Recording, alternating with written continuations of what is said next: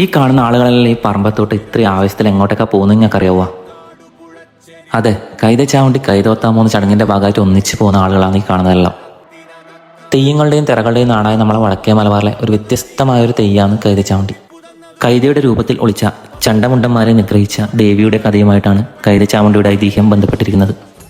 ഒരു തെയ്യത്തിൻ്റെ പുറപ്പാട് മുതൽ തെയ്യം അവസാനിക്കുന്ന ചടങ്ങ് വരെ ആദ്യം കൂടി നിന്ന അതേ ജനങ്ങൾ അതേ ആവേശത്തോടെ അവസാനം വരെ നിൽക്കുന്ന ഒരു കാഴ്ച ഞാൻ ഈ തെയ്യത്തിന് മാത്രമേ കണ്ടിട്ടുള്ളൂ.